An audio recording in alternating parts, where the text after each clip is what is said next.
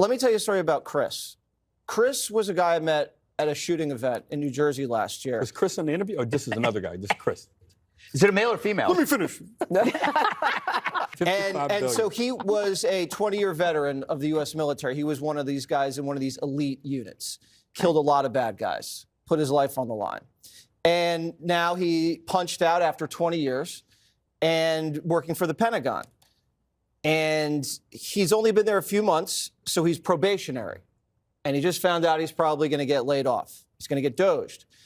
And he texted me and he said, Jesse, you know, this isn't good. I'm upset. This is really sad. And this guy's not a DEI consultant. This guy's not a climate consultant. You know, this guy is a veteran. So when you're talking about D.O.G.ing people, veterans should get priority.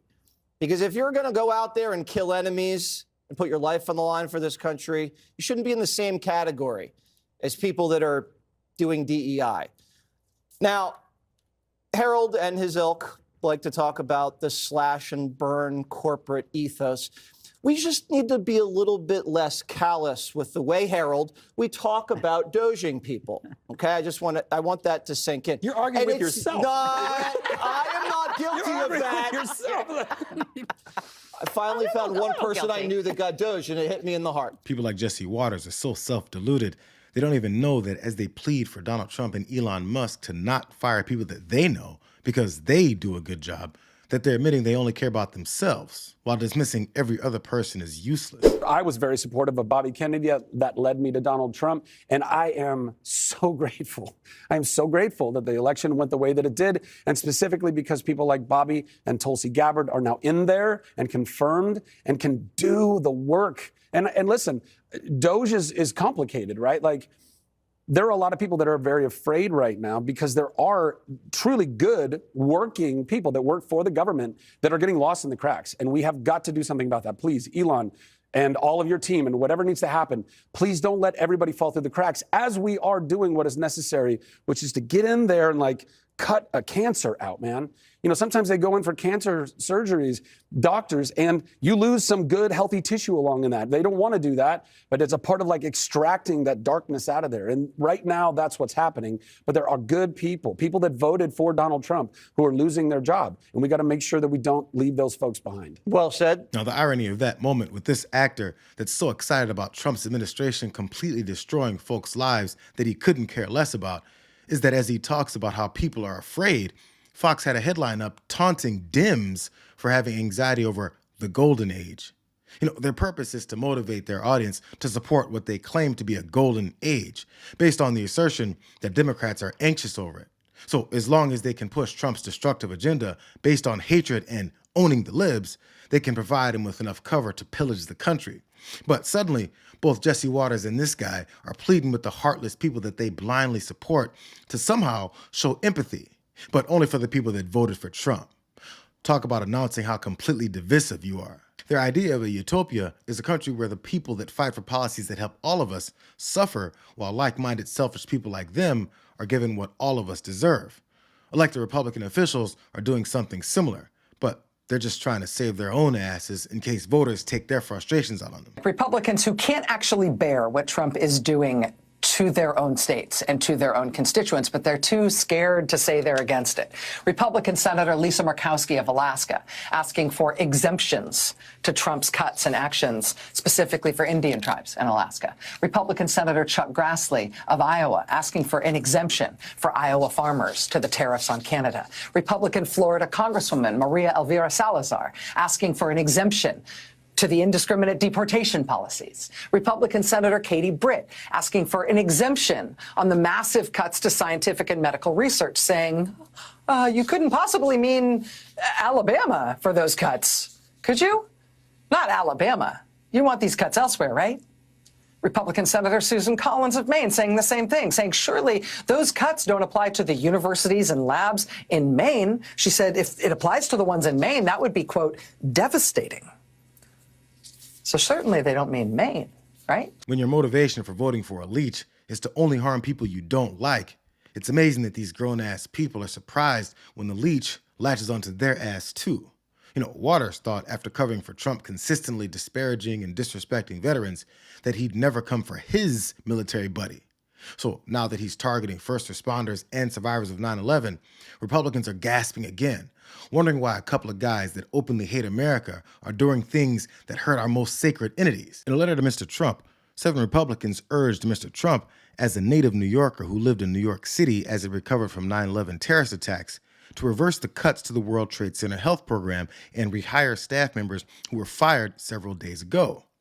The initial reaction from Republicans was more muted, but by Wednesday, as it became clearer that the blowback to the firings was widespread, the Republican resistance grew more vocal, especially from districts in and around New York City, where the memory of 9/11 still resonates powerfully. This staff reduction will only make it more difficult for the program to supervise its contracts and to care for its members, who are comprised of the brave men and women who ran towards danger and helped in the aftermath of the 9/11 terrorist attacks. These cuts are really critical, said Anthony Gardner, 48, who said he received a termination notice on Saturday. They could really be the difference between life and death for some members. The team was already bare bones and understaffed to begin with, so I'm really hoping Secretary Kennedy looks at those cuts and hopefully reconsiders and prevents any further reductions. Without it doing its job, people will die. It's that simple. If you have stage 3 lung cancer, you're going to wait longer to get your illness certified. Officials with the Department of Health and Human Services did not respond to messages on Wednesday, nor did White House officials. So it's almost like they just don't give a damn.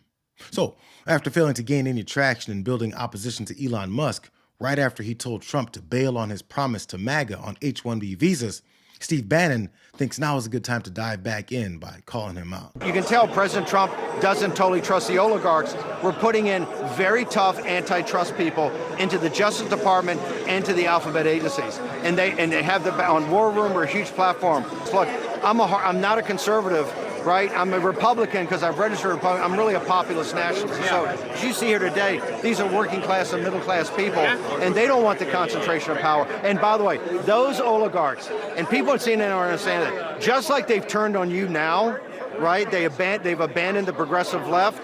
They will abandon us in the same thing. They seek power.